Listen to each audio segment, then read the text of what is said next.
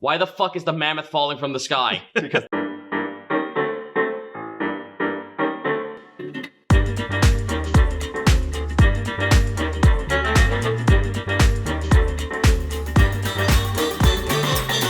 Hello, everybody, and welcome to the Talkcast Podshow, the #1 show on the internet, and the show recommended by that 5th out of 5 dentist that you've heard so much about. I'm joined here by Zito and Grant. Hello. We're here. Those of you that have been tuning into TeamFourStar for a while will know that we recently finished, as in just last night, our first campaign for TFS at the table, thanks to the masterful work of DM Zito here. Wow, 2.5 years just sort of happened, I guess. This has beaten out the longest campaign I've ever run by only just a half a year. Haha, we got him! All right, there you go. Biggest one. My longest one before this was 2 years, but it had the higher capacity than us. Between 14 people. Yeah, that's what you were saying. It was like a Skype campaign, right? Fuck, that was a misery show.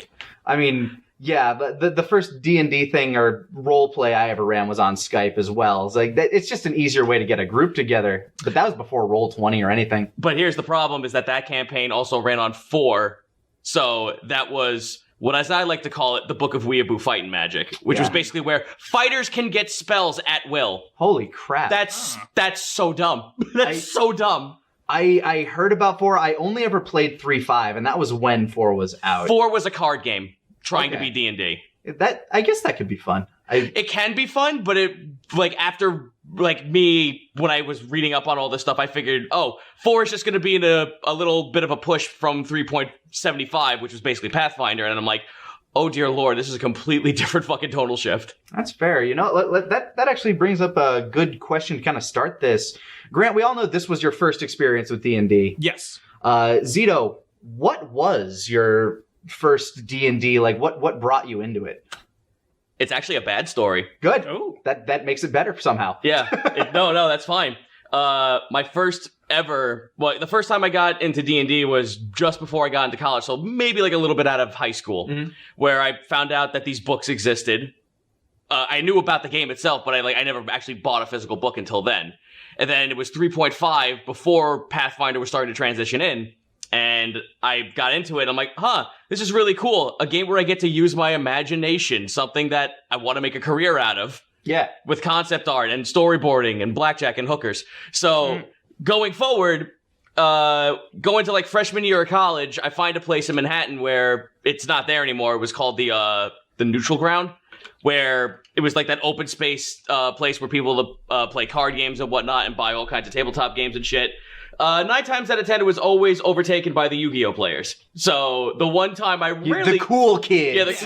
They are... Listen, when you want to play D&D and you go into a place that's overtaken by Magic and Yu-Gi-Oh players, they are the most aggressive players I've ever seen in my life. They fucking hate you with every burning passion of their fiber. These are our tables, nerd. This is Yu-Gi-Oh Town, motherfucker. So I had to wait till Adventures League came out so I could play that. Bad experience, because I was the new guy. And the whole thing about Adventures League is to get new blood into the system and let them like figure out what to do and have it be a continuous storyline. I got sat at the table where no one wanted to sit around with the newbie and they wanted to do a level 8 campaign. But since I was there, they got forced to do a level 4. So not only that, I wanted to play a druid. And that was like the one class I wanted to start with. And then they told me, all right, no, we're going to typecast you to be a human, it was like a human fighter, and I'm just like... The most generic... Yeah. We need you to be as basic as possible. We need you to be as basic as possible. White bread class you could play. The most milquetoast thing ever. And they were playing the game for me, so it was basically like them just... They were just like, all right, you roll this, and then they just completely overturn it so they can get all their stats and everything, and I fucking left that day just like, man, this sucks. I'm gonna make my own.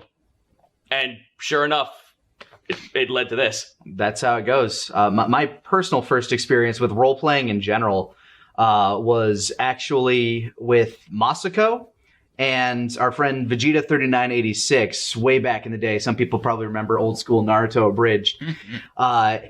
he liked doing like role play stuff like that, and he did like this homebrew Dragon Ball thing, which was complete bullshit, like absolute bullshit. We used like an online dice roller, and we played through Skype.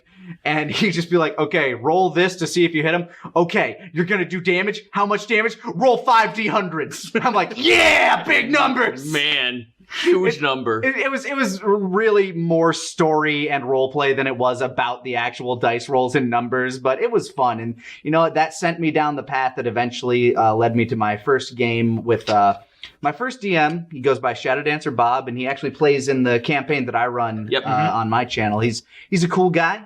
He stops by whenever I'm doing D&D stuff and always yells at me. He is a genuine sweetheart and an absolutely wonderful human being. He was friends with my wife and I got to know him, and my wife wanted to play. Back then, my girlfriend, and we ended up starting kind of like a little campaign between her, myself, him as the GM, and one of my wife's other friends who stuck with the campaign for a while. That's where all of the stories of my obscenely overpowered 3/5 monk come from, is that campaign. It was absurd, but it was so fun that it's left enough of a lasting impact that it's a game that I've enjoyed for many, many years since. Now, Grant, since this was your first time, going into it, what were you expecting, and what kind of came out of all of this for you? To be entirely honest, it was kind of around what I expected. I was planning on going in and just be like, all right, we're gonna make characters, and the I've understood the draw of D&D is basically you kind of create the story collaboratively, and the DM is sort of there to just kind of keep things on a track or going in a direction, essentially. So it doesn't just become, what were this group of adventurers just aimlessly doing whatever we please? You kind of give us a purpose at some point. And I don't know, it's one of those things where combat is, I think, more complicated than I expected. There's a lot more stuff that you just kind of have to keep track of, even though you have a bunch of stuff on your character sheet, just like internally of knowing like, all right, these are the bonuses that apply to this. These are the stats that are connected to this. There's a lot of resource management. Yeah, too. And just kind of understanding that. And then the layer that I only started like kind of barely grasping near the end was like understanding how a lot of your skills can synergize with each other and be like, oh man, okay, my guy does this and has the capacity to do this. I started speccing him in this direction, but this makes way more sense working with it. Okay, this is how I should have, like, just to give a little insight, if I could have gone back in time and realized like, oh, I should be dumping way more into either Constitution or Dexterity, like depending on what character I'm talking about. Yeah. But instead I was like, I don't like having these strength checks where I'm just like, I feel screwed. I need to put something in athletics. But then it was, but nothing else is going to use this. This is not a point I need. Yeah. That kind of stuff. But that's, I think, was kind of one of the reasons I really enjoyed playing with you early on, is the fact that since you had a fresh mind for it and you didn't know everything, you came up with some of the most outside the box answers for some of the problems. Yeah, the ball bearings, or when we just blew the Wendigo the fuck up. Just like, okay, yeah, you know what? We'll work around a lot of this stuff just through your Macaulay Culkin chicanery. And you know what? When people came back to me later and were just like, "Man, aren't you upset that happened?" No, like, nah, that's great. If anything, I didn't want my players to just be like, all right, let me go up and punch the thing till it dies. And then Grant shows up with fucking ball bearings. And I'm like, man, this is awesome. What if he tripped and fell through the boat? Yeah, like one of the few D&D things I had seen before hopping on this campaign was just someone on the internet doing one, and their master move was like, all right, my guy climbs. I picked up this heavy thing earlier. I can just drop that as a free action, right? The guy's right under me. Yeah, I'm just gonna drop this rock that I picked up forever ago, and just let it fall and hit him. Like, roll it. Oh yeah, that killed him. Way to go. Yeah, you got him. Yeah, you got him. I was like, okay, if I'm gonna be playing D&D, those are the kinds of choices I want to be able to make. Just be like you want me to run up here and fight this dude? How can I get around that but still achieve what I want to do? Yeah, there's a little bit of a magic when it comes to the combat in D&D where even if you think you're overpowered, with a little bit of cunning, you can completely decimate someone who's like 15 levels higher than you. And it all kind of comes down to synergies, like you were talking about. Like just on Monday, my players surprised me by using a combination of two spells. Our druid, Monty, who DMs for the Unexpectables, she cast Polymorph on Taka's character, Asmo, and turned him into a T-Rex. So now he's a huge T-Rex. It's about to just run straight through all of these Goliath barbarians that they're facing. But then Denier, Shadow Dancer Bob, our wizard, he walks up and casts Enlarge on the T-Rex. So now, oh no, it's like, oh boy, Colossal that made quick work of everything. Colossal or Gargantuan? It is like whatever's just above huge. I think that's Gargantuan. Yeah, that's Gargantuan. Yeah. So yeah, he's 4x4 on the map, just like fucking hell. just smashing things. I wanted so badly to play the Jurassic Park theme, but I don't want to get VOD muted. So just do it on the kazoo. The crazy things that you can do in the game. I think it's just the fact that it's an RPG that's run by the greatest processor in the world, the human imagination. Mm-hmm. Even where Gygax just like in the book just goes, look, this is guidelines. Don't fucking ever take any of the shit we say in this book 100% seriously, because it's just here to help you guide and make sure you just keep pushing forward. How you push forward, that's entirely however you want to do it. The way I've always looked at it is it's a storytelling game. It's a collaborative storytelling game with stakes. Yes. Like you roll the dice to determine if you succeed or not. Mm-hmm.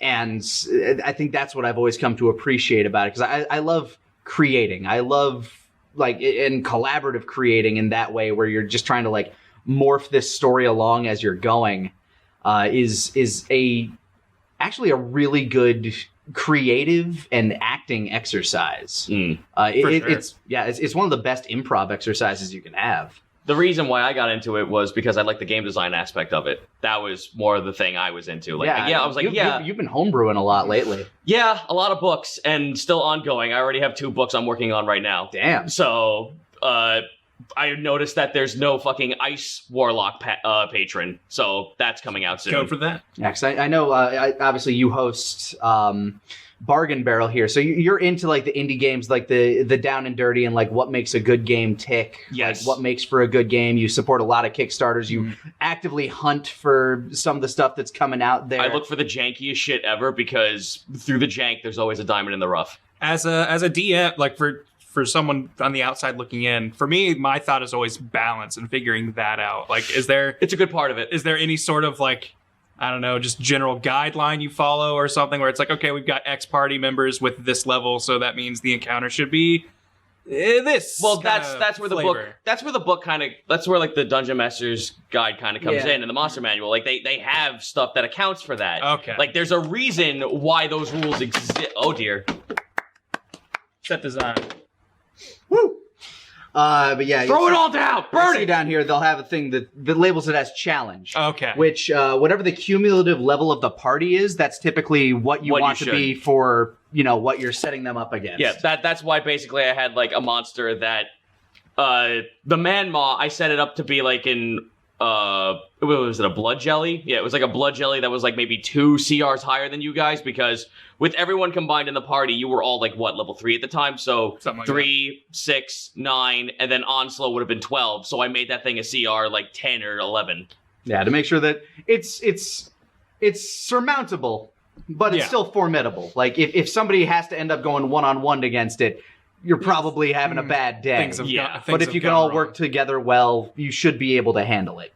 Okay. But then there are things that it can't calculate for, like synergies. Mm-hmm. Yes. Like I had that when they made that dinosaur, everything was balanced around not fighting a giant dinosaur. Right. But that's when the players change things up. Or my favorite thing, which was literally from last night's session, not last night, the night before, fucking the Pact of Chains, and then you doing the water push. Yeah, which I said the highest thing I could have gave you was an object that gives push, and then there's the synergy. It's like, oh, here's a spell that does high DPS on push. Boom! Fuck you. I'm gonna push him. Yep. I've got an idea. I'm gonna push him 120 feet. Bam! Speaking about like the ending of all this, there was one question that popped up on Twitter that I think would be kind of fun to like kind of fiddle about with. You mentioned spoilers, by the way, for the ending of the the epilogue of the Natural Wonder. Yeah, if you haven't seen that yet, just a fair warning. It's a relatively minor spoiler if you've already seen the final battle. But at the end, you mentioned that Chromagil is now a warlock patron. Yes. A patron of like the Spore or something like that. What do you think that would entail? Would that be like passing druidic magic on into somebody, or would it be something more specific to his mushroomy nature? Here's the thing, is that I've seen people actually ask me that question, and I've actually had people also tell me, so when is it going to be homebrew? And I'm like, okay, first off, I don't want to touch it to be homebrew because that's Grant's character, and I don't want to step on his shit. I don't want to take his thing and then be like, all right, I'm going to be that asshole who takes this character, which I said to you guys, anything you guys make as players is completely yours. I have no rights to it. So me just taking Chromagil and just being like, here's a warlock patron Chromagil, slap it on DM's Guild for $3.99. That's kind of bullshit. Okay, Grant, what would that $3.99 DM's Guild thing, like what kind of powers would Chromagil pass on to somebody? Yeah, so this is not a question for me. This is a question for you. This is a question between the two of you, technically, because you created the world in which this magic exists. You are the creature that wields this magic. And Zito, I know you're a Nintendo man like I am. I'm assuming you played Super Mario RPG at some point. One of my favorite magics and status effects in that was just getting turned into a mushroom. So definitely, I think at some point that would... So you want polymorphing? Oh yeah, I want to be able to polymorph people into spores should they be a problem, or mushrooms of some kind. That's fine. That sounds like a level 14. Mushroom petrification kind of thing. Yeah. Like it's. I can literally just learn your lesson. I can literally just fluff it to be like at level 14 when you get your final warlock patron ability. It's petrification, but it flavors it to look like you turn into a mushroom. Yeah. It would be so. I'm guessing it would be somewhat similar to the Druid of the Spore. Yes, but with you could use Eldritch Blast. Yeah, but you can use Eldritch Blast with it. Okay, that sounds neat.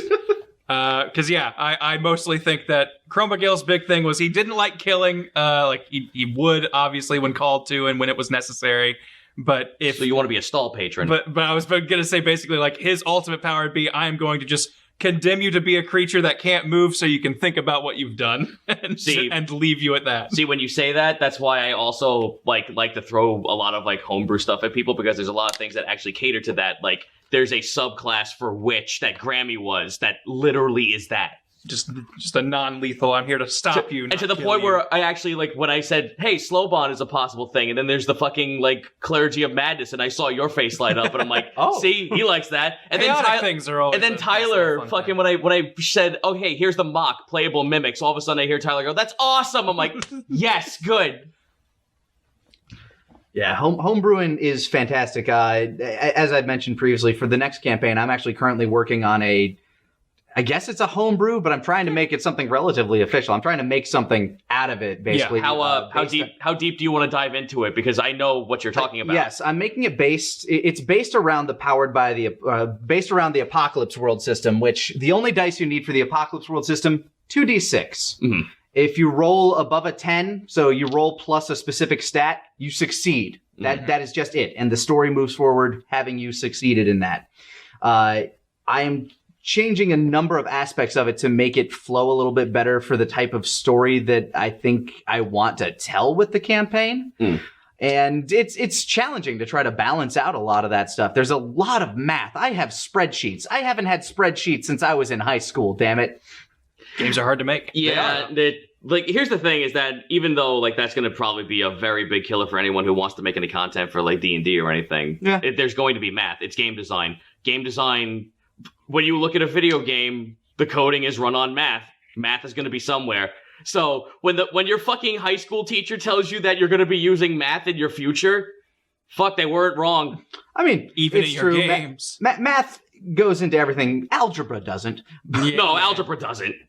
Calculus doesn't. You're not going to use all types of math. No, a squared plus b squared equals c squared probably helped me somewhere. Oh, yeah. But hey, knowing that there are these options to pick from when it comes to actually getting your end result, it's a nice little bonus. Yeah. I mean, for fuck's sake, I wish I should have, like, looked into it a little bit more, because then I would have actually gotten into C# way better. True enough.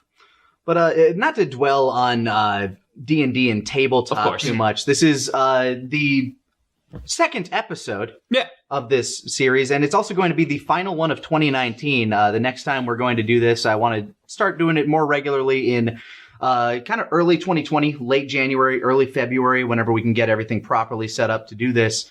But as this is going to be the last proper episode of the Talkcast Podshow of the year. That's going to fuck with me internally. I hope you know that. Oh, absolutely. I'm curious, while we're on the concept of gaming, do you guys have any favorite games that came out in 2019 that you just really enjoyed playing? Because I have a lot that I think I know what my favorite is. I have a lot of them, but I'm pretty sure that if you're not like into indies, no one's going to know what the fuck I'm talking about. Whatever your favorite is, that's kind of the point. That's the thing that has me the most excited. Is I want to hear what the good indie gems that I missed were. Well, we played the last one that I thought was fucking like a sleeper hit out of nowhere. Yeah, I don't know if I'd call it indie, but it's not. No, I wouldn't call it indie either. But it was still just like an out of nowhere, just like, I didn't expect me to be playing this for this long and like really anticipate DLC. Remnant. Yeah, Remnant from Ashes looked like the most generic thing I think I'd ever seen and has the most forgettable title possibly of any video game I've ever played. But it is just a really fun co-op third-person shooter, and like it just kind of, it's not that it does anything revolutionary or new, it just does everything kind of right. It takes the best aspects of Dark Souls and Gears of War and just puts them together. That's cool. Yeah, I'm kind of sad that I never gave that game a chance because, like, when it was first coming out, I was hearing mixed things. I'm like, I don't know. There's other things that I want to be spending my time on. Yeah, it definitely came out in kind of a crowded year. So yeah, but I mean, like, there's no reason why you can't pick. Like, there's nothing stopping you from just being like, hey, random impulse purchase, pick it up, and then like it just. They put all the good stuff in there already. Like they added a couple of extra modes for you to like constantly loop on each other. So New Game Plus is forever and constant, and it always evolves with you. So until you 100% all the items, there's always a reason to play. That's cool. I dig that. I dig that. Like I've never been a completionist, but as far as like gameplay loops go, I have found myself more and more and more enjoying the Dark Souls type game, which is probably why they're so prevalent these days. I think a lot of people have found out that pushes a lot of buttons they didn't realize they wanted. I mean, in my top 5 are 2 Souls-like games of this year. One lower on the list would be Jedi Fallen Order, which I just finished about a week ago. I dug it. I mean, it's highly unpolished in a lot of areas. I was going to say, how did it perform for you? Because that's the only thing that's kept me from playing. There's a lot of performance issues. It needs a patch, or you need to be playing it on a high-end PC or a PS4 Pro. If you're playing it on like just a base-ass PS4 like I was when I was streaming it, you're going to run into a lot of clipping issues, a lot of weird glitches. Sometimes when you spawn in, you can run past where the enemies are going to spawn in before they do. And sometimes you'll just see them T-spawn in and chase after you for a little bit. Fuck yeah. Which is wonderful in like a kitschy video game sort of way, but it's not what you're really there for. But my game of the year, after a lot of like thinking about it, Sekiro. Really? I loved Sekiro. If I was a betting man, I think I would have put money on DMC because I feel like when that came out, I feel like you really liked it. I liked DMC a lot, but I don't know. I love the visceral feeling of block this, take that, kill him. The combat in Sekiro is awesome. Like it didn't hit me quite the same way it hit you, but I definitely think its combat system is among one of the best in any game. The best way I could describe Sekiro's gameplay is if you took a Platinum game and crossed it with a Dark Souls game, like a Souls-like game. It's like a perfect marriage of those two types of games, and it is wonderful. I absolutely adored it. I'm kind of noticing a pattern with a lot of the games that we like. There's always if you took X and you took X and mashed it together. Like that's a very common thing, because I was about to say the other game that I thought was a really, really good game that just came out, it's on early access on Steam right now, is Monster Sanctuary. Take your Pokemon and your Castlevania 2D. Okay. And it fucking works. I really like the sound of that. It's so good. What's that title again? Monster Sanctuary. Monster Sanctuary. Okay, They're constantly adding in that one later. They're adding in more art. They're constantly adding in more monsters, and they're adding in more levels. And evolution is based on key items, so you're never fucked out of stats. I'll have to look at that. That sounds. I love Castle. I mean, and the best part is all of your abilities run on a skill tree, so you can mix and match and make, like, you could have a monster that is DPS, but then you could have the same monster and then runs utility, and it's a completely different fucking monster to use. That's almost mixing in a little bit of Digimon, too. And then in the last update, they added in light and dark form, which is basically adding and changing their base stats and then also giving them another ability that synergizes at that point with level 20 abilities. Okay. So it's just like, hey, so we know you have your choice of bird that does critical damage. Now, would you like a bird that does critical damage with vamping, or would you like a bird that does critical damage with even more assassin crit damage? Okay. Huh. That's pretty sick. I'll have to look into that. Yeah, because you talked about Castlevania games, reminded me one of probably my favorite games of this year was Bloodstained. Real good. As someone who the only Castlevania game proper that I have completed is Super Castlevania / Castlevania 4, whatever one you want to call very it. different. You didn't go in. You did not enter the. I dropped off before they started like becoming like more RPG and like Metroidvania. Yeah, like I dabbled in Symphony a little bit, and I don't know what it was, but just around when it came out, I was like, this isn't the Castle. I think I was just in the child brain of like, I want levels and I want to go through stage 1, stage 2. I don't want to have to navigate. And so like, it was something I never really explored that much, and then started Bloodstained and heard everyone go like, it's like all those Castlevanias you liked. So naturally, my brain immediately went back to SNES, NES, and this was very different. But as I started going through, I was like, I love this. Holy shit, this is why everyone likes Symphony of the Night so much. Oh man, I understand why people like what this became. I was a fool. That's why I love Dead Cells. And Bloodstained was real good. Yeah, so. Bloodstained was I think one of maybe half a dozen games I actually beat this year. Yeah. And I enjoyed it enough that I also got it on the Switch in order to play that again. Yeah. Oh, you got the ripped version. Holy shit. I was going to say, I heard the Switch performance was not very good. It's okay. They fixed it. Quite frankly, it's fine. I never had an issue with it, or if there were performance bugs, I never found them. That's good. At You least. probably- That seems like a real good game to have on the go. Like they weren't noticeable until they do appear, because some of them were actually just like brick the game problems. Oh wow. Yeah, they were like. I'm glad I never ran into them then. Mm-hmm. That's why I was just like, man, you went in hard on fucking Bloodstained, getting it on the Switch version. I liked that game a lot. Yeah, it's real good. It's in my top 10. And I barely even explored, like, it wasn't until recently I saw someone else playing it and seeing how much like cooking and crafting stuff, and like I kind of like I beat the game, I did the like secret ending and everything, but I barely even dabbled in a lot of the crafting and cooking stuff, and realizing how much easier that would have made my time. Because they all give permanent stats the first time you eat them. And just like the amount of stuff that you can craft for yourself, and like leveling up your shards and stuff. Like there's so much stuff to just pour time into, and it's like never like yeah, there are times where you're kind of grinding for stuff, but it all like I think the combat and everything in that is fun and varied enough that it never felt like a slog. The thing that changed everything was when I finally got the when you race the Sonic Ninja. Yeah. And I'm like, okay, now I'm just gonna max this out. I'm gonna race him every time. It's gonna get worse and worse every time. Fuck you, buddy. I'm just gonna keep getting better. Oh man, it's things like that in that game that like once you get so supremely overpowered. Did you end up fighting Alucard in that? I fought him. He's the one boss I did not end up beating. Okay, because he gives you the best power. Of course he does. He gives you Zawaldo. All right, naturally, yeah, that makes sense. Which is funny because I figured that would have been like, wait, did they give you an item in that was basically like the stopwatch from Castlevania? I don't think they ever give you an item that's the stopwatch. It's mostly that soul that kind of. It's just that soul then. Okay, because even I was playing Bloodstained, I'm just like, man, where's the stopwatch? Because I know Iga's all about stupid shit like that. We need to freeze time. He loves JoJo, and a lot of the characters in that game are very indicative of that. Hold the up button for 5 seconds, and there goes Miriam. Yep. You gotta get that. I mean, hell, the vampire mask is in the game. Yeah, like you can't. Yeah, the stone mask. But not only are we ending a year here, we're also ending a decade. So to broaden this question. Man, do you have a favorite game of the decade, or at least a game that like really stands out to you?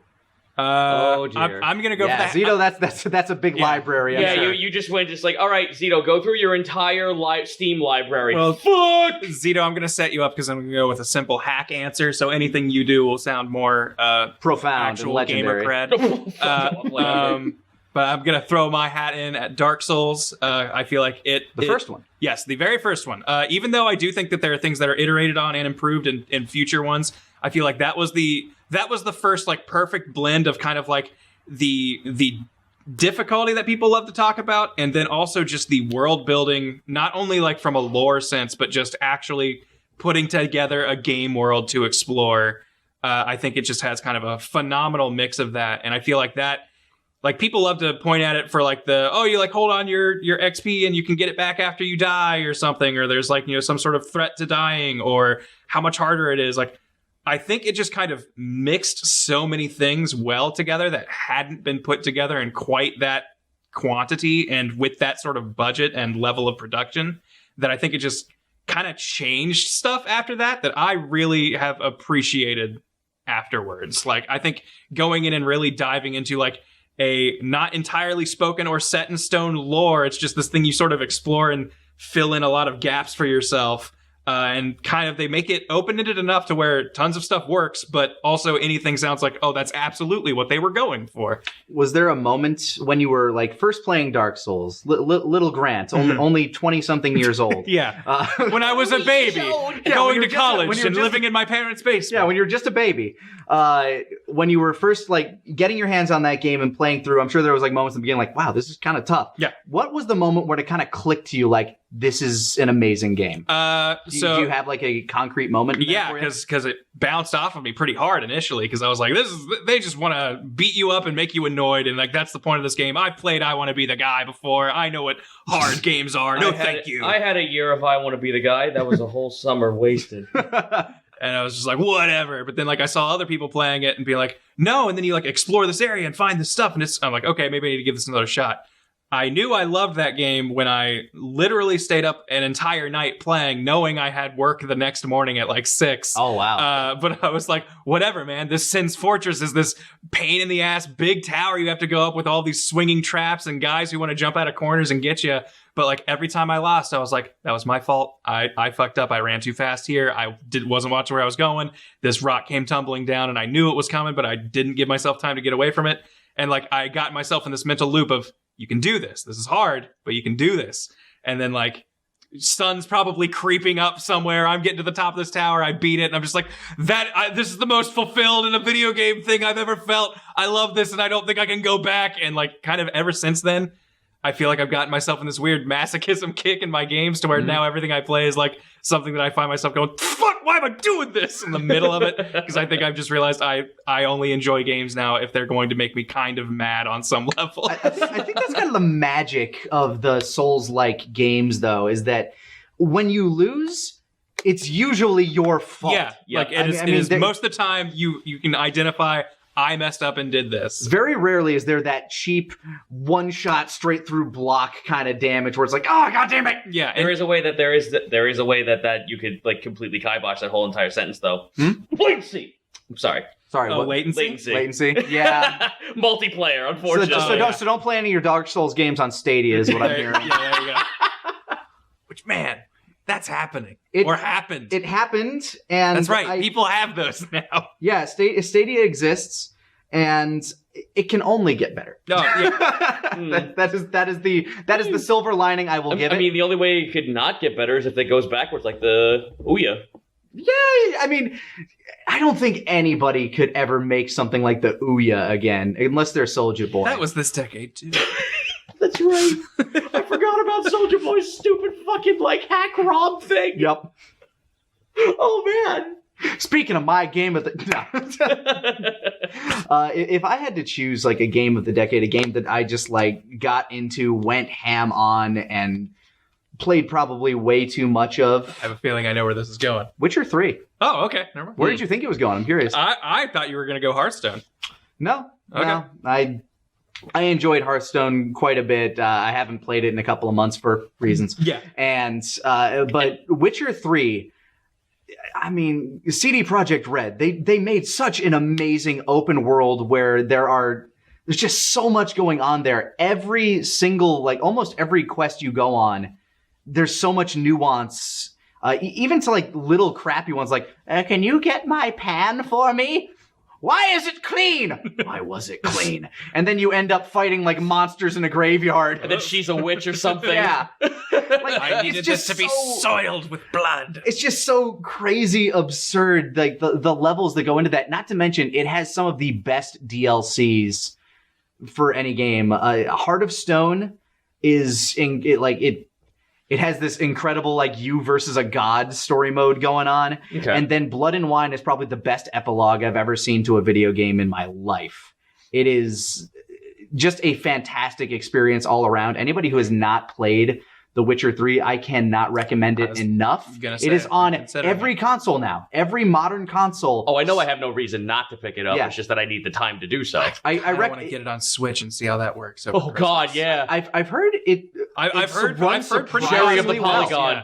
Yeah. I've heard pretty positive things on how it performs in Switch. If I could make a recommendation, I would say the best way to play it is on PC, on a fairly well-running gaming PC where you can, add mods and stuff like that. Best mod, I would say, being able to fast travel from anywhere. Because in that game, the one mechanic I'm not huge on, which isn't a huge hindrance. It doesn't stop you from enjoying it.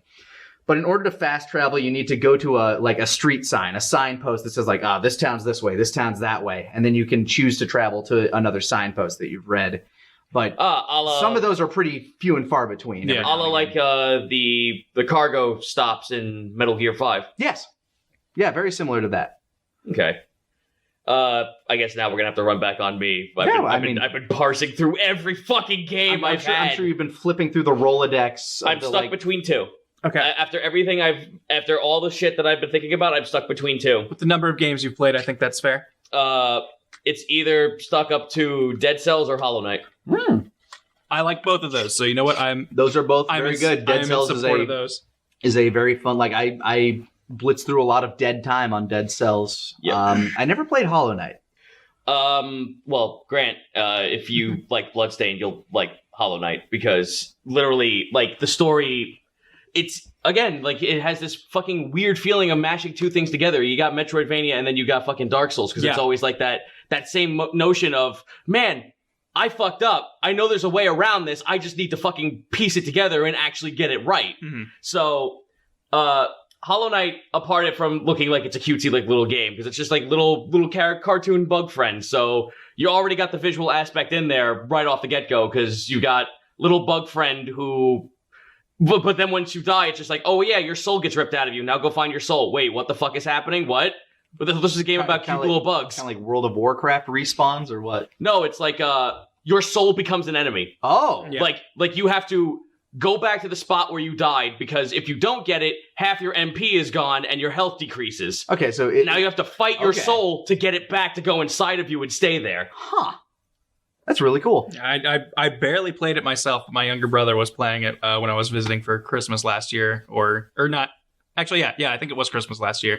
But basically sat and watched him play most of that game because I think its art style is really cool. But then on top of it, it's also while it looks all cartoony and kiddish, kind of like what you were going to, it's a really dark game. The lore and the world it's set in is even though the cartoon characters are kind of fun and silly looking, it is a very sad and depressing setting, and seeing those things kind of juxtaposed on each other was really good. And well, as an animator, I love that shit. Yeah. So that's everything I'm all about. But then you also couple it with the fact that it goes in starting like a Metroidvania, then the boss battles start turning into Dark Souls because you're gonna eat shit all the time. Yeah. And then you go back in and remember, oh wait, this is how this works. And then, oh wait, now I have charms that I can put on me that are like Paper Mario badges. Now I can do fucking Hadokens. Now, and then as you go in deeper, it gets back into Dark Souls territory where it's oh man, I fucked up, but it's okay, because if I do it this way, I can fix it now. And then it goes back into Metroidvania, and then you think you're done, and surprisingly, it's not that oh, I'm haggard done. It's just all right, obviously the game can't go any further than that, and then it keeps adding more and more and more and more and more, and it's fuck, I should find this repetitive, but it just keeps getting more interesting. Well, then at some point, it almost becomes like Meat Boy, where it's and now you're going to have this... They made DLC that does that. Yeah, and now you've got kind of this nightmare dungeon that not only are you having to deal with a Metroidvania, Dark Souls-esque, now it's now to just traverse this area is going to be rough. So go ahead and figure this out. It just kind of feels like they keep stacking stuff on, but it seems really cool. And this is why I love indie games, because it's just they have, the best thing about indie games is that they can go, yeah, we were inspired by this game, but it means that we love this kind of game so much that we want to see more of it and push it forward. Kind of like how the new game that just came out, Bug Fables, it's literally just going man, so Nintendo, you know that game you have, Paper Mario? Remember Thousand Year Door? That still fucking works! It's still cool. It still works and we want it! I mean, people have been crying for a Mario RPG sequel since the first one came out. It's never going to happen at this. I mean, you kind of have its my spiritual Geo back. successor in Paper Mario and in Mario and Luigi. Well, they're To dead. an extent. They're dead now. Yeah, it's all dead. But No, everything dies. Entropy wins. Paper Mario's not dead yet. It's Mario and Luigi that Alpha Dream got fucked over. Yeah. Well, that's bankruptcy. It's not really fucked over. They ran out of assets. Well, that'd do it. But it's really cool. Like that game really does truly just evolve in style as it goes along. Yeah. I'm kind of upset that I never played it. I'll have to give that game a That's shot. why I'm so fucking excited for the sequel that's coming out, which basically is like, it's in the game. You have like and there's another protagonist that shows up. You never like play as her or anything, but she's always like she's an ever looming presence. The next game's going to be about her. They were going to make a DLC, but then they were just like, no, wait a minute. There's way too much we could do with this. So we'll make a prequel. We'll make a sequel, but it's a prequel to the first one. Okay, so it's kind of like Shovel Knight in a respect where, you play through the first whole game of Shovel Knight, but then they released a bunch of DLC where you're playing as some of the bosses and they changed the mechanics up entirely. Yeah, but this just became like its own fucking game. Like It's in now going to be its own standalone. Where thing. Hollow Knight is, you're in a depressing, fucking dark and gloomy, fucking like dead world. Now it's just like, all right, now what if we just put NPCs and made everything really peaceful, and then it starts becoming that. Oh, okay. So you see it kind of So descend. you get to see the world for what it was intended to be before it gone to shit, and that sounds awesome. That does sound really awesome. I mean, I don't know. Now I'm thinking about Shovel Knight again. Do you see the new one that came out? I heard they had like this big bash of like release trailer after trailer of a bunch of different things is what it felt like for like a couple days, and I have no idea what any of them are. Okay, I'll bring you up to speed on that one. Yeah, you'd be the one to. First one is King of Cards. It's a new Shovel Knight game. You're playing as King Knight. Okay.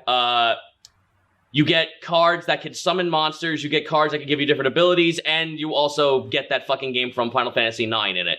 Nice. So that's that DLC. So you get Triple Triad, which was Final Fantasy VIII, and they moved it into 9 because it was so popular. So there's a Triple Triad minigame in that now. All right. Followed by that is going to be their own Smash Brothers clone with these the cosmology of Shovel Knight. Okay. Wasn't Shovel Knight already in one of the Smash clones? Indie Pogo or something like that. He was in Indie Pogo. I put a fuck ton of money into that one. That one's fucking cool. I put in $1,000 for that game because that game was. I was like, this has to fucking happen. This game has to fucking happen. Go play Indie Game. It's on Steam. Indie Pogo. He was in. I think he then ended up in Indie Pogo. But then for this one, it's literally just like Yacht Club just went. What if we just took all the knights and all the other NPCs that everyone likes and make it a Smash game? Yeah. And that's the next game that's coming out. I mean, it is still a amazing formula for a party game. Oh, that's right. He is. Someone in chat just went Furry Melee, and I'm just like, oh fuck, that's right. He is in Rivals of Aether. Maybe that's what I was thinking. Which is fucking awesome because Rivals of Aether now just added a workshop mode, so now anyone can add any character they want to the game. He's also in Ukulele. Oh, and he's also in fucking Bloodstained, and he's also in he's also in Smash Brothers. Shovel Knight just kind of Shovel Knight was the Ghost Nappa of Shovel Knight found his way into everything. Yeah. Which is great, which I'm very happy that Yacht Club is super cool with, like, just doing that. They're just like, hey, we have X game. Do you mind if we have Shovel Knight in there? Fuck it, here! Do you want anyone else? I wouldn't be surprised if he somehow showed up somewhere in Death Stranding. I would not be surprised if he ends up in, because the last No More Heroes game, they pushed a lot of t-shirts on Travis with a shitload of indie games, Hollow Knight being one of them, so I'm just like, fuck, I would not be surprised if in No More Heroes 3, Shovel Knight shows up somewhere. That's true enough. Speaking of the disappointment that was Ukulele, was there anything this year that you were like really psyched for that just did not live up to your expectations? Something that you just like... Is this a setup for Kingdom Hearts 3? You know, I am going to bridge into that at some point, but if you want to talk about Kingdom Hearts 3, Grant... By all means. Okay, so I still think I liked Kingdom Hearts 3 more than a lot of its detractors. Yes, you certainly enjoyed it more than I did. There are definitely things that they feels like they kind of cut corners around or sort of just kind of slid by on, or all the pushing all the lore stuff to the very end of the story and giving you kind of a long tail of Sora needs to get his powers back, ? And also maybe wake up some friends and stuff, and stretching that out for You need to learn the power of awakening. What are we doing here? 50 I don't know. hours. But yeah, I also think that had, in a weird way, almost an impossible task before it, where like, you know, you've had Kingdom Hearts 2 as someone who's played all of like the side games and everything like that in between other than the we mobile did a one. huge What a retrospective marathon. of What a We marathon. did a huge retrospective on that. Like, it took us a year and a half to get through all of the Kingdom Hearts stuff. And so, like, if you want to be real about it, it isn't like they haven't made a game since 2. So it's not like there hasn't been... I kind of can't stand when people are like, I waited 10, 15 years for this. Like, no, they kept putting stuff out. They had stuff. In fact, there have been better games since 2. Yeah, like, so, but at the same time, still going, like, putting that big 3 on there is a big statement. And so for this to be the game that came out, like, there's still a lot of stuff I love about it, but man, like, there's an expectation there that just was not hit. And it's hard for me to really fault them because I feel like it was a near impossible expectation. It fell into that Duke Nukem Forever territory where it's like you've built it up so much. No, I wasn't going to say that. I was going to say more went into the Valve territory. But they haven't even put anything out. So Alex is coming. It doesn't count. It's gonna be VR. But which is why it doesn't count. But yeah, like it's like I feel weird calling it like one of my most disappointed things because I enjoyed my time with it, and I'm like that DLC's coming next year, and I know I'm gonna play it. But yeah, there was just some level of this is Kingdom Hearts 3. This is gonna be the. I feel like everyone just had this spot in their mind where they're like, this was a game that changed so much of my view on anime Disney stuff, and it gave me an aesthetic. It gave me an aesthetic for the next 10 years. This game's gonna do that too. And it was just like, what if we kept doing that? And people were like, no! I wanted my life to be changed again. And I think that the answer is that Kingdom Hearts 3 is less than it was supposed to be. The answer is you're not 13 anymore. Yep. And it's tougher for you to be impressed by style. I gave the game a lot of flack when it came out. I did not like it, but I also did not hate it. There are parts of that game I definitely enjoyed. I love running around the Disney worlds. I love the bright colors. I'll admit that a lot of that anime storyline bullshit has waned on me quite a bit, and it's not something that I really cared about, nor was I really able to follow even after we went through the wiki. But it was still something that from moment to moment I could find enjoyment in. There is a certain level of pleasure just running around these beautiful detailed environments, beating up enemies from zone to zone, finding things, collecting them. But it's just not the same type of gameplay that I'm into anymore. Like we were talking about that Dark Souls like gameplay. It's not that anymore. It doesn't have that kind of layer of nuance to it. It just doesn't feel, the combat just doesn't feel as good to me as it once did. And that's just a sad fact of life. Things evolve and change. It's why it's why Shenmue 3 is fucking dog shit. Oh no! If we want to talk about games that we're disappointed in. Oh, that hurts to hear, because everything I've heard has been like, no, if you liked Shenmue, it's like that in good and bad ways, and that it's just like they pulled a Dreamcast game and forced it into 2019. No, it's absolutely that. Like if you're watching it if you're playing it for the aspect of I'm playing this because I know it's kind of that kitschy bad, not as good as Yakuza game. Yeah. Sure. and there's a certain level of charm to that, but the level of grinding you have to go through the gameplay loop is just not as good if you don't have the same amount of time to kill on it as you did when you were 12. So to that respect, Yakuza has been doing what Shenmue did better for years now. And now going back to Shenmue makes that all the more apparent. It's hard. I have not enjoyed Shenmue 3. I'm sorry to hear that. I have the game. I'll never beat it, but I have it. You know it exists. You know it's real. It is on my shelf. That dream lived. I have an answer, but the problem is that my answer is just like, yeah, well, who couldn't have seen this a fucking mile away? So I really don't, like, I have an answer, but then I also don't have an answer to, like, what I found to be bad. That I haven't found a game that has disappointed me so fucking drastically that I'm just angry about it. Like, I only just found, like, oh, that kind of sucks. Oh, well, move on. Next game. I mean, there are plenty of things to be disappointed about. Like, recently. I mean, I know Fallout 76. That was it. That was my answer. But and of course Fallout first, and then there's Anthem this year, which I never touched. Did anybody here play it? No. Yeah, I had little to no anticipation for it.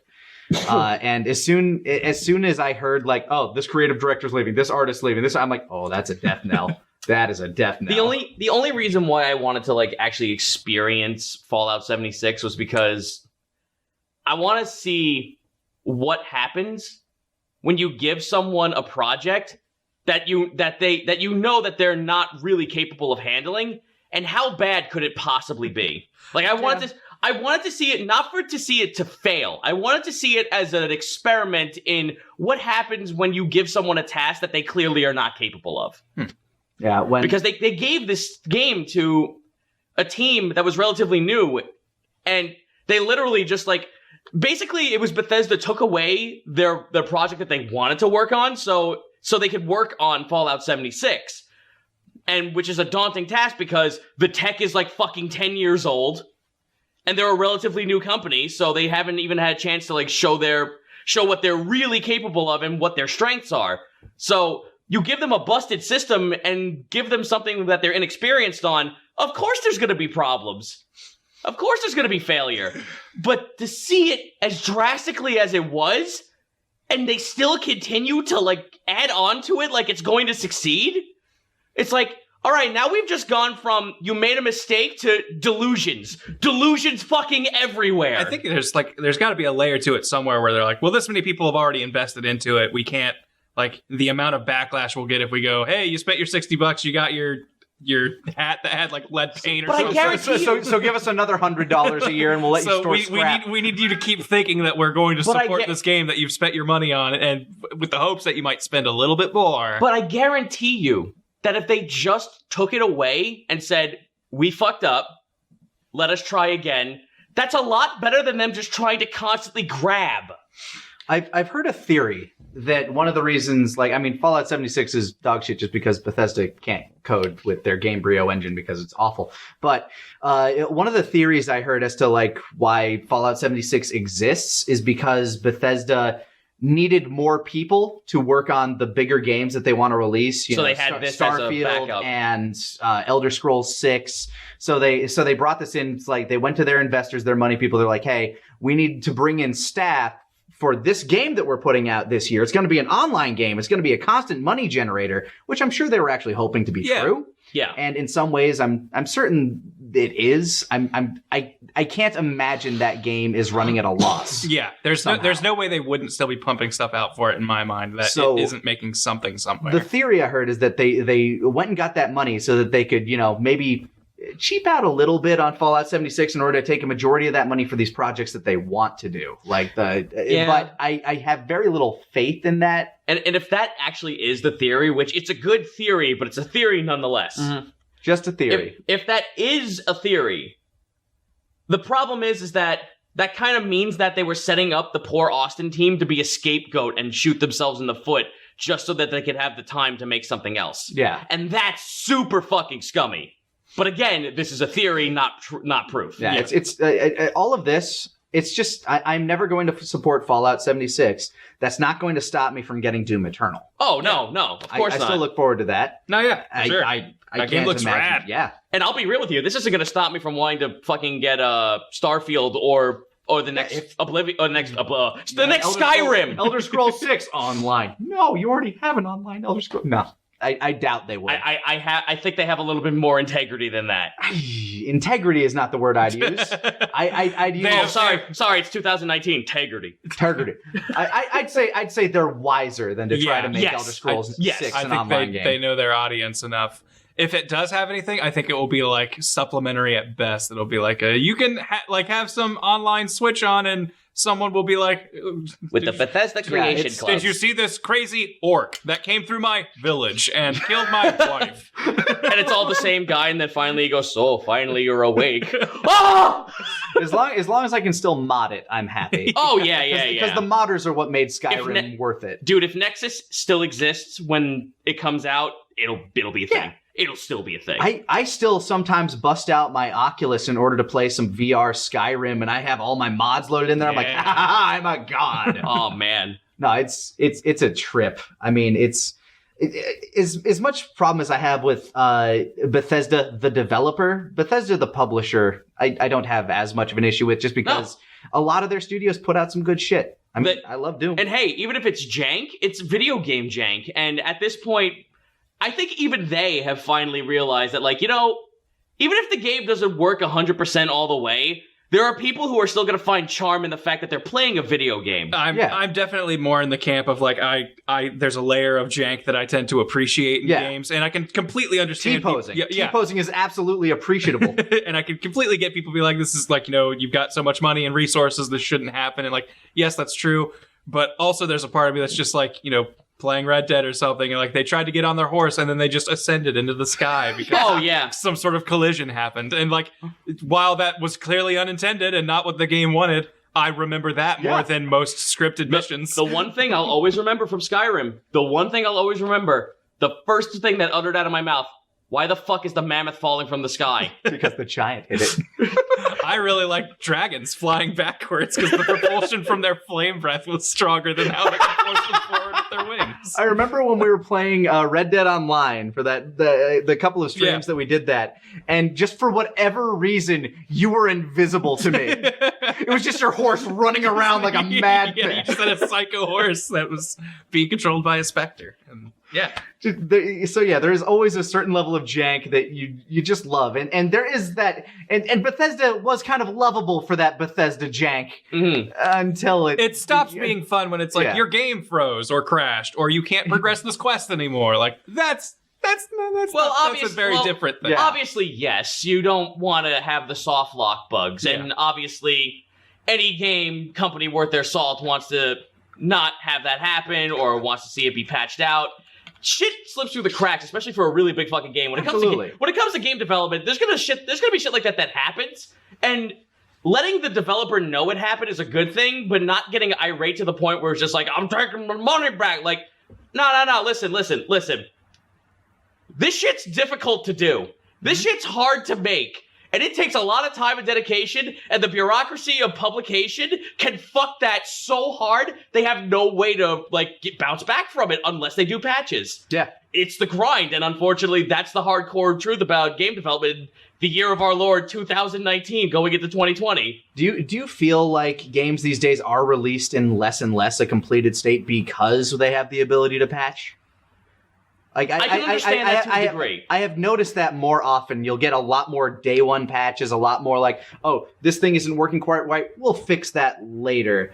As opposed to like previous generations where you'd kind of get a complete game, and while there would be some glitches here and there, they'd never get fixed, but they'd also never be talked about because of that. I think go ahead. I was going to say, I think that's kind of a little bit of the give and take is the idea of like, all right, when this game first comes out, like, we have an understanding that there's a safety net that exists now that did not exist before, and we understand that that's there. We're not going to build this game with, like, I don't think anyone is intentionally pushing out unfinished games. Like, I don't think that's the case. I think the idea is, like, we're going to be putting effort into more directions because we know this net is here for when this comes out. And the understanding is, like, wow, day one, like, this thing has a pretty rough crash thing. Luckily, a week from now or however long it takes, we can get that fixed. Whereas before, it's like, oh no, this game came out on this cartridge you pressed, and it has a game crash if someone goes this, like, turns left instead of right at this hallway. There was and it's just like, well, now you have to either send in your cartridge so Nintendo can replace it, or I guess go to Best Buy and hope the cartridge you buy has the little version 1.02 on it or something. Right. And like that's, I am okay with the somewhat janky day one if it means in perpetuity I know eventually this game will work and be fine. That's fair. I was actually going to lead into a story about how that entire problem you said about the cartridge happened to me. Oh. So, Turok Evolution was basically Turok Quake. Yep. And little baby me is just like, oh, yeah! I'm with I can fucking shoot the cerebral boring people in multiplayer! I loved Turok as a kid. So, I picked that up. There is a very bad hard lock where if you unlock... one of the characters you could have picked up was a swarm of mites. and it was this alternate skin for the compies. You could have been a swarm of compies in a Quake game. Okay. So, but they didn't tell you that when you unlock the mites, it erases your data and freezes the game and bricks it. Oh no. Yeah, that seems like a pretty big problem. That's pretty nasty. So how is 7-year-old baby me gonna fucking know to go to GameStop or send it into Nintendo when Nintendo doesn't give a flying fuck about how they're gonna give you a patch version of it? Because that's on Acclaim. And Acclaim's not happening because Acclaim's almost out the fucking window bankrupt. Yeah. Yeah, you kind of run into that does seem like kind of an issue. So instead of having that for my kid in the future, having a day one patch sounds way better. Yeah. Can't argue. I mean, it's I said this before, but it's kind of like a double-edged sword where the game you buy is not going to be the game you end up with a year from now. They can change things. Sometimes it's for the better. I made mention that, a lot of games out there will give you a bunch of free content, or, sometimes it's DLC, sometimes they give you like free content, sometimes it's just an event. Yeah. I mean, a unrecognized thing that Red Dead did was around Christmas, if you go into the taverns online, at least this happened last year, if you go into like a tavern, the piano player will be playing Christmas carols. Oh, that's neat. Just like little things like that. And they'll do big events. It's a weird live service kind of bullshitty world that we live in, but I mean, all you can do is adapt to it. So I think games as a service is still a weird thing. As someone who, like, I like it on paper and in theory, but like recently, but the service has to live up. Yeah. And on top of that, like, there's also the idea of like when that service ends and what that means for you as someone who purchased something versus, like started a subscription. Like, I think games as a service makes plenty of sense when it's like you're paying X a month or something for like a service. Like if you were giving it a service kind of charge, or if it's free to play and you're paying for like more premium content. Yeah, stuff like that makes perfect sense to me. I think it was Battleborn that recently they announced that, like, I think in 2021 they're shutting everything service down. Yep. And that's a game that you had to pay $60 for up front to play, and now that will be utterly unplayable. I mean, let's be frank and honest. Can you actually play a game of Battleborn right now with the level of players it has? No. Which even then, like, that's a question, but like soon you could have gotten you and your 3 friends like a buddy pack or something of 4 and figured that out eventually among a small group. Yeah. But soon that will not even be possible. And there's a part of me that's still like, even though I think that kind of games as a service is weirdly kind of the path of the future and how things will become, something about that really does not sit right with me, and I don't know where I draw that line yet. There's a video done by Ross Scott, the guy who does Freeman's Mind. Mm-hmm. He talks about this exact thing. It goes on for an hour and 45 minutes. And there's a lot to dissect. There's a lot to dissect here. And also he not only does he go through like all the things that games as a service could fuck you on, and also like it's like almost essentially like robbing you of your rights of owning the game. Yeah. He also goes into like questions, like plausible questions that people can come back to him and go, well, what about this, and this? And he answers like a big chunk of things. And I really recommend checking out that video because that's if you got time, it's like a podcasty kind of thing, but also it has Ross's jokes in there, so there's going to be like a visual gag here and there. I love Freeman's Mind. But yeah, I would highly recommend checking out that video. Huh. Yeah, I mean, you're looking at it's kind of like what we're talking about way earlier with Stadia, the fact that exists, and streaming like that is, I do believe that will be kind of what the future is for gaming, streaming straight from a server rather than downloading it onto your PC, which I'm sure you'll still be able to do, but it's the same way that physical media is slowly but surely disappearing. When was the last time you bought a physical game? Oh man, I'm sure maybe you did this year. I was gonna say I got Ring Fit, because that kind of requires it, but like not counting that, the only physical games I've probably gotten in the last, I would say 2-3 years have been like gifts, or like it'll be cheaper if we buy this at a GameStop rather than get a digital version. I got a special edition of Sonic Mania. Okay. So yeah, aside from like special edition things where you're getting like Pokemon. Pokemon. I did go out and I bought a Pokemon Sword just because the Switch's memory is shit. Nah. But So you can only hold so much on there. I got a big ass SD card for my Switch, and I popped one in, but it can still only hold so many games at a time, and I hate archiving shit. But I do believe that Stadia, or at least what Stadia is doing, or Microsoft Game Pass wants to do.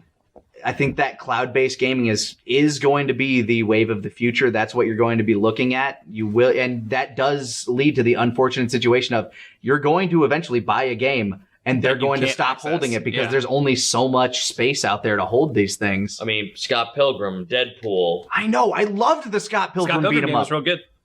PT.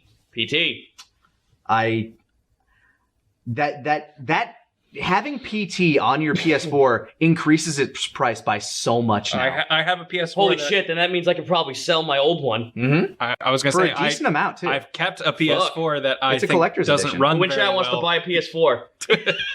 I've kept a PS4 that I don't think runs very well, and it's just sitting in a closet, but it has PT on it. So I'm like, I don't want to lose this. So someday I want to play this again. Yeah, one day you'll be able to sell that as an artifact because nobody else will be able to get that. I mean, maybe eventually Konami will see the light of day and be like, maybe we'll just release. I'm sure that I'm sure there are rights things tied up everywhere that make it impossible to do. But I would so love just like whatever collection or game or something that they put out, and it's just like added bonus. PT is just in here. Yeah, you also get PT. You just have it. Man, I just fucking realized Ducktales is also one of the games that kind of just got fucking erased out of existence on Steam. Oh, the Ducktales remake. But what sucks about it is that I think that studio, before they got fucking kiboshed on that, they wanted to do a Disney afternoon pack. They were going to remaster all the fucking... Wait, I don't remember if it was a remaster or they were going to put all the Capcom Disney games together in one package. And I'm like, fuck, that's really good. I remember those games being amazing. I know they put out some Disney collection. I know they... Yeah, with the Darkwing Duck. Yeah. The unremastered DuckTales game. Chippendales. Yeah, so that is out, right? I'm not crazy. Yeah. That's not out. That collection happened. I don't know if they were planning a remaster and that got sacked at some point, but there was definitely a collection that came out on Steam, I want to say. Yeah, and we played it on PS4 for a bit, I believe. It might be going away soon, someone says on chat. All right, cool. It's I know what I'm picking up on Paycheck. Yeah, hard to say. I mean, I know Disney is trying to re-grab all of the rights to all of their things. All right, we have this new platform. The mouse needs to own it all. Could Disney make a console, you think? Or would it wouldn't be smart for them? I don't think they'd make a console or a service like a Steam. I do think they could do something that's very similar to Stadia and shit like that.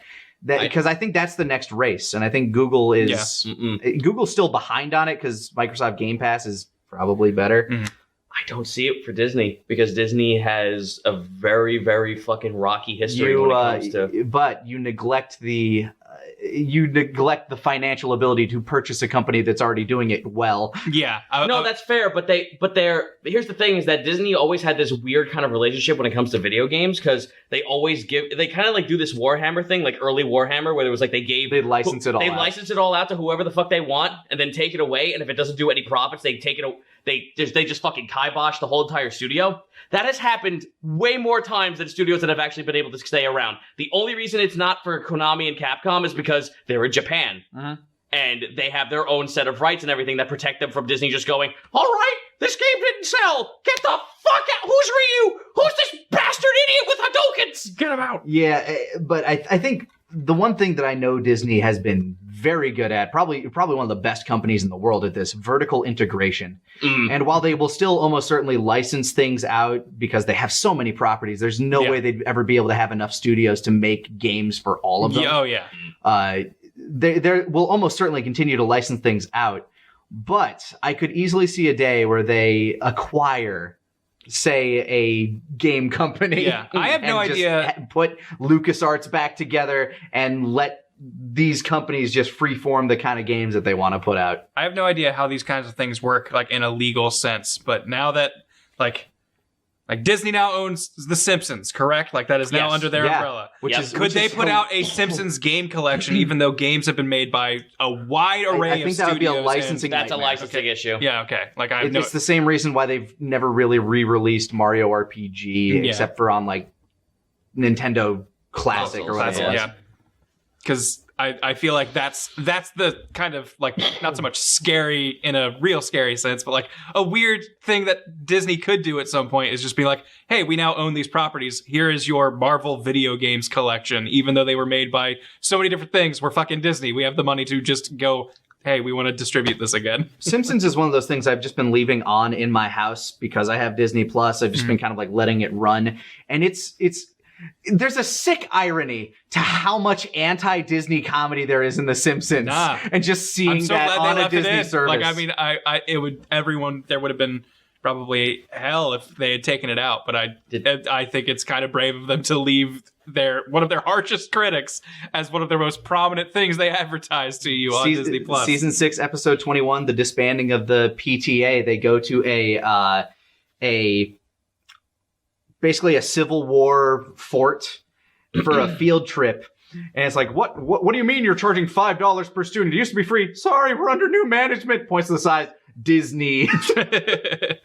Sorry, but it's about the profits.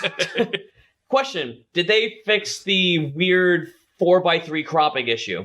I don't know. I haven't been paying close enough attention. Like I said, it's on in the background for me. Okay.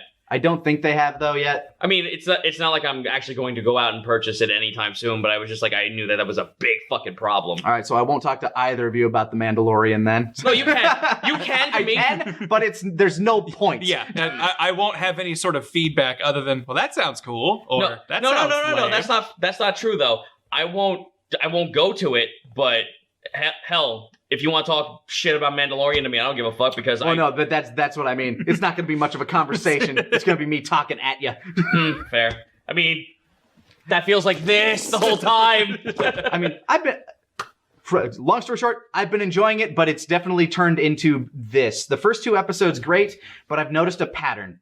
It's, here's guest star of the week to interact with Mando and Baby Yoda, and now here's your fan service of the week. Look, it's Banthas. Wow. All right, next episode. Don't you love the Star Wars creature we pulled out of its cage to point at? Yeah, it's guest star, and then there's this fan service on X planet, and then they move onward to somewhere else. It's still a fun show. It's a Star Wars Western. It's what I've wanted, and I'm happy with it.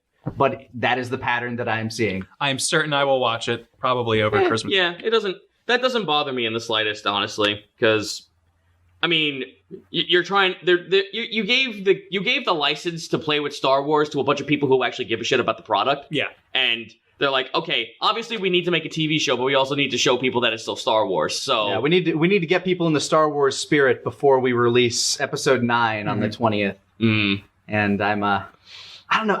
Like don't know how to feel about it. I have great fear within me.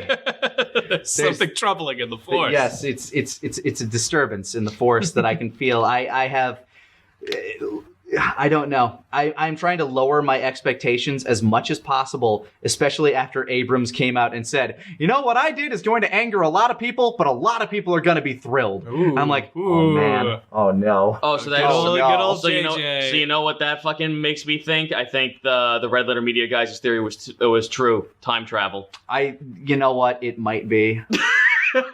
But I'm worried that it's going to be even worse and more cliche than that. Oh, fuck yeah. Oh, well, how could you over cliche time travel in Star Wars? When we find out that the Sith are just a smoke monster defending a light at the center of the island that's the good of all man. It was all purgatory the whole time, but not really. But it's the fucking Matrix. Oh, fuck. No, Tony Stark shows up. I need your help.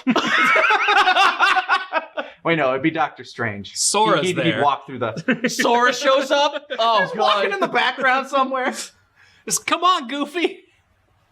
That is one thing that I've kind of appreciated about their attempts to expand the Star Wars universe. I mean, it's fallen flat in a number of ways, but the fact that they introduce characters in the Clone Wars television show and eventually they'll show up in the movies. I mean, Saw Gerrera was, big key point at the very, very beginning of Rogue One, showed up in the Clone Wars. Like, that's where he was introduced, like the Rebellion of Onderon. That's neat. Yeah. Didn't they introduce a Clone Wars character, not a Rogue One character in Fallen Order?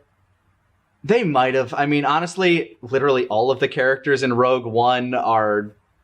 I cannot remember a majority of them except for Donnie Yen, who was probably the coolest character. And, of course... the robot. I can't remember what its model number was. I feel like it was Leet. I thought you. What? K2SO. K2SO. Thank you, Stefan. Thank you, Stefan, for keeping us on there. K2SO, that type of security robot does show up in the game as a common enemy. Yes. Okay. So yeah, that's the character that you run into. Something real quick. I know we've gone past video game stuff and Star Warsy stuff, but so Jedi Fallen Order, was there any rule with Jedis and killing like at all? Because I feel like anytime I see clips of that game, it is just you mowing through dudes. You're absolutely mowing through everybody, but that's kind of the weird thing that the prequels never focus on at all. The fact that the Jedi were used as warriors when they're meant to be peacekeepers and peaceful creatures, that is what was causing this divergence in the Force of them slowly but surely, like a bunch of them just kind of getting corrupted by this ongoing war that lasted for years and years, and watching so many people die, watching their friends die, and killing things themselves. Bringing darkness in. Yeah, corrupting the light side of the Force, essentially, which is why the Emperor was so able to get into power. Because, like, I saw a clip, and, like, I know I'm sure it's a video game. I'm sure you've got, like, 30 different executions you can do on dudes. But, like, there was just... It made me feel weird because you're supposed to be, I presume, a good... I don't know if there's, like, a morality thing in it, where you can be a good or bad guy. Here's where you're at in that game. Where you start is... your master was killed in front of you, helping you escape from Order 66. Mm-hmm. And you're basically a scrapper on basically just a junkyard of a planet. And you still have like a lightsaber with you, but you're just trying to stay in hiding because the Empire is everywhere. Yeah. And so when you're finally making your way off that planet, all you can do to survive is basically kill anything that tries to kill you. But like the clip I saw that just made me feel weird is like guy uses his force powers to like drag drag a stormtrooper, and the stormtroopers go like no wait no, like screaming for his life, and then just stabs him. Like, man, that seems like the bad guy move, and I understand that. Like, it absolutely is. But I'm like, I get that, you know, it's a video game, you got to kill your opponents, etc. Like all that stuff, but it just seems weirdly grotesque that you're just dragging this man who's screaming at you and stabbing him. At some point, I gotta feel like that rule needs to be broken, because in the interest of self-preservation in that universe, there's no fucking way you're not going to be able to survive unless you know how to wield a weapon and use it. I mean, the Jedi just seemed unnecessarily the cruel, Jedi were forever changed when most of them died. Yeah. So it's kind of hard to teach people the ways of peace when you're growing up in war. No, and I get that. It just felt weirdly cruel. It absolutely is. And God, that game is amazing in so many ways. I love the stormtrooper banter the most. Yeah, because they'll just be talking, "Come on, he can't take all of us," and you start taking him down, and the one guy's like, "Maybe I shouldn't have shot at him. I made a mistake." Yeah, my favorite one out of all of them was like, "Am I the only person hitting him?" Like, I got him! Damn it, he's dodging! Stop him from recovering! Oh, no! Oh, God. Oh, great, he's got stims. Am I the only one left? Then you force push him off a... That's my favorite one. Am I the only one left? You force push him off a cliff. Yeah! It is a charming game in a lot of ways, with a lot of rough edges, but I'm very excited to see what comes of it. Because it's the team that made Apex Legends, basically the team that just went to EA. Fuck you, we're gonna do it anyway. And here's the thing that confuses me the most. They decided to take, like, So, they have a studio that is well known for a very well put together Star Wars franchise in Knights of the Old Republic. Mm-hmm. They decide to give them their games as a service looter shooter game. And then you have a company that is known for making first person shooters that are very well made, very fluid, very fun. And you give them the third person action Star Wars game. That never really added up to me. I'm glad we have Star Wars Fallen Order, but it's just weird to me that you're trading KOTOR for I don't know. I like KOTOR a lot. I like KOTOR has a reason why it's so loved. Hell, I played the hell out of Star Wars The Old Republic, the MMO. I mean, I only ended my subscription to that when they started doing their bullshit loot boxes with Battlefield or Battlefront 2. I boycotted that game pretty hard. I hear it's actually really good now. Yeah. Like they changed a lot of that stuff. Yeah, Battlefront 2. Huh. I hear it's gotten so much better, but I don't know. But they did have to fall on people don't like loot boxes sword pretty hard. I mean, it literally became something that countries around the world are like, we were going to litigate this. 'Cause This isn't right. is gambling for kids. Like, we should not have this. Yeah, and I hear they're actually re-releasing like a Masters edition of it, like for like $40. With the loot boxes back in order. Well, from what I hear, it's like $40, and you get like a whole bunch of shit pre-unlocked for you, and like it's basically just giving you a starter set for the game for all the people that'll be coming in after watching episode 9. That's probably a good move. Yeah.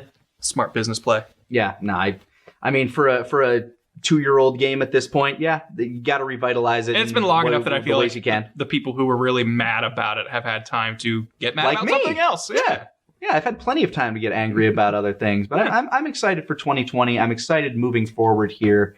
Is there anything specific that you guys are really looking forward to in the upcoming year? Be it a movie, be it a game, be it a show, whatever it is. Is there? Surprisingly, I've kept myself so open to the idea of just letting things happen that I don't have anything at one with the universe, is Zito. Yeah, I kind of kept myself so neutral that it's like whatever comes out will actually be surprising to me. Nice. But I'm sorry. No, you were leading to something. Go ahead. But if there was going to be something I was very fucking interested or very excited for, it was Cyberpunk 2077. That was going to be me. Yep, that Cyberpunk was the thing. I'm just like, man, this is going to be the RPG that I have been wanting, because as much as I like Outer Worlds, it fucking fell into the same trap that happens to most other Fallout games. It's like halfway through, I'm just like, I'm fucking done and tired. It looks like the Deus Ex sequel that I wanted. Yes, it does. It does look like the Deus Ex that people actually wanted to play, except for... I never asked for this. I'm going to have somebody else design the boss battles of this game so it feels like shit.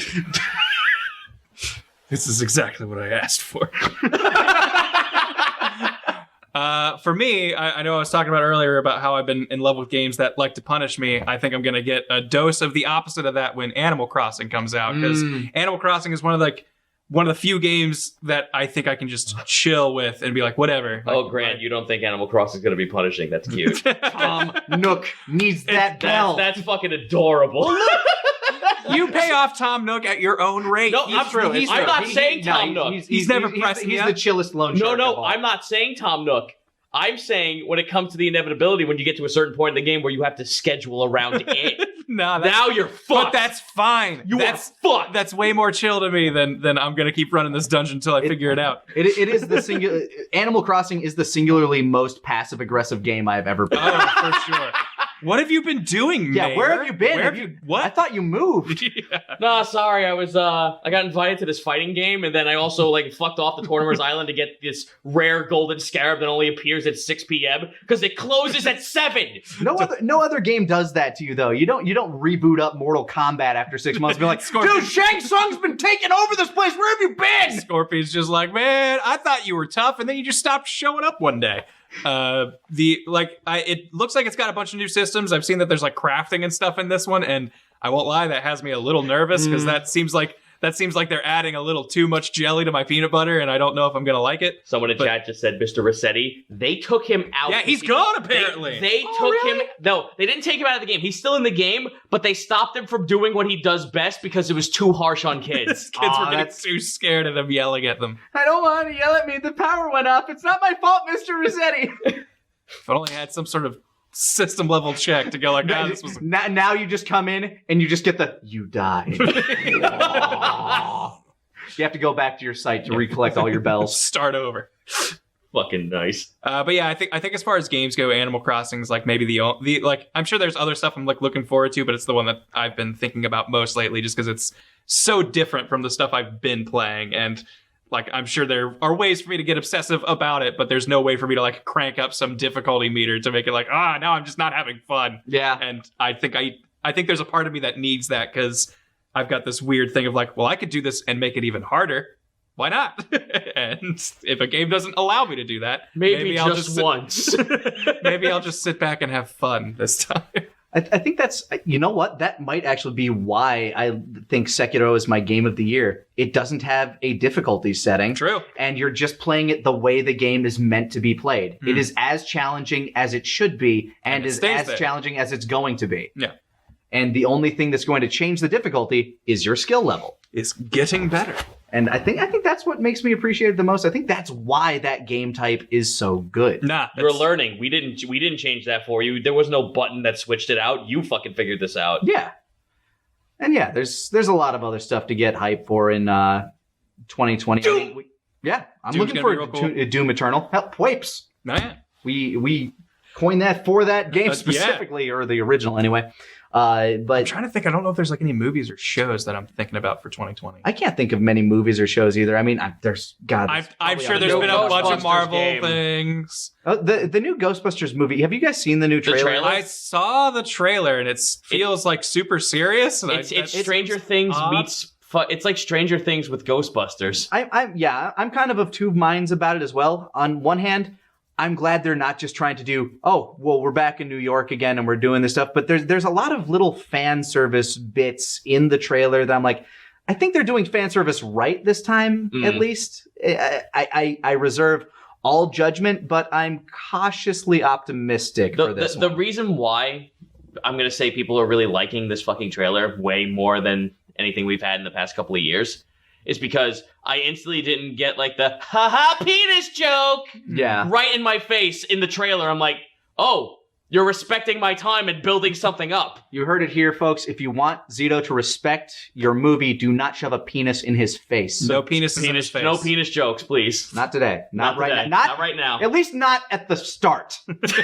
You can't open with dicks. You can't open with penis. You gotta warm them up a little. I mean, this is a guy who fucking watched the Austin Powers movies multiple times. And, like, yeah, there's gags in that, but, like, for fuck's sake, don't do the whole, like, we're nutty. And it fucking kills trailers for me. Yeah, I mean, a lot of comedy trailers. That's why I don't see a lot of comedies, is because a lot of the it's very hard to give me a trailer for a comedy and then be like, okay, but did you just show me all your best stuff? Yeah. If so, I'm unenthused.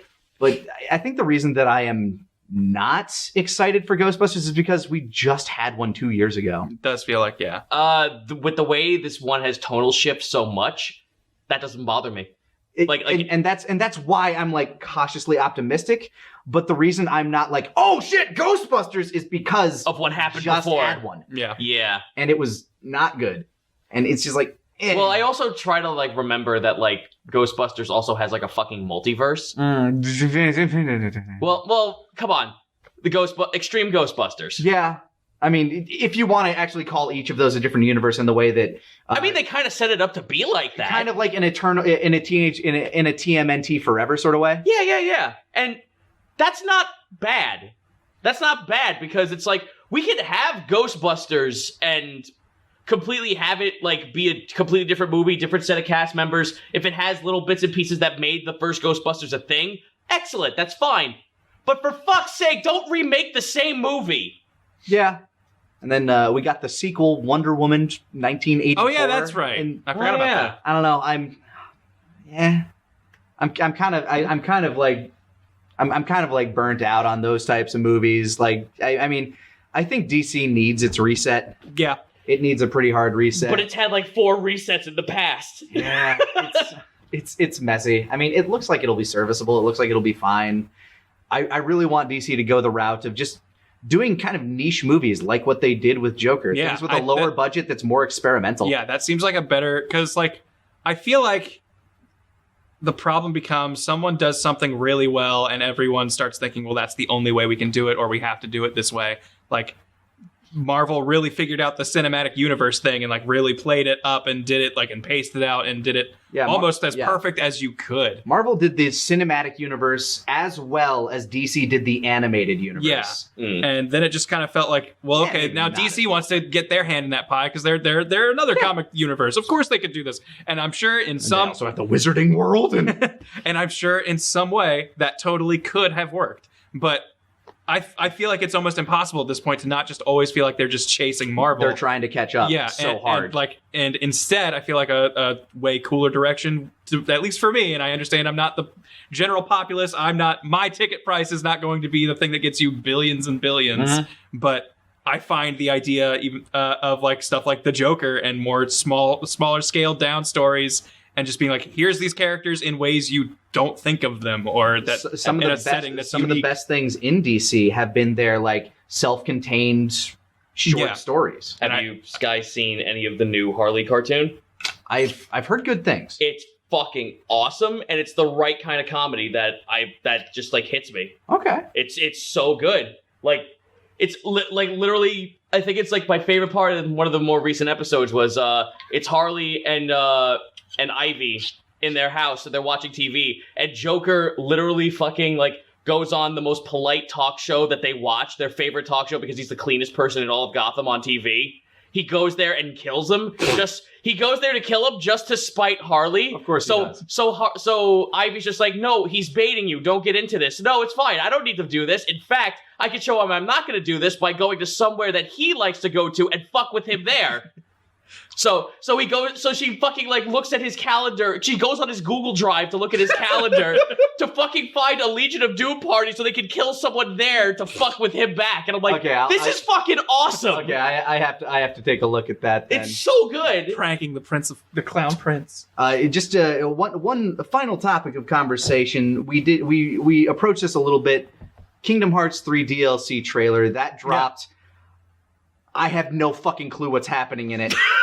Okay, so here's the excited highlights to just you throw get to this play out as there. Kyrie. Yeah, so there was very clear gameplay footage of Kyrie and I think Roxas, and also Final Fantasy characters there. I don't know if you remember, but nowhere in Kingdom Hearts 3 does Aerith, Yuffie, Cloud, Squall, none of them showed up at all anywhere in Kingdom Hearts 3, and there was footage of them in this DLC trailer. So apparently there's some layer of going back to Hollow Bastion / Radiant Garden, or at least talking to the people who are there, and that's neat.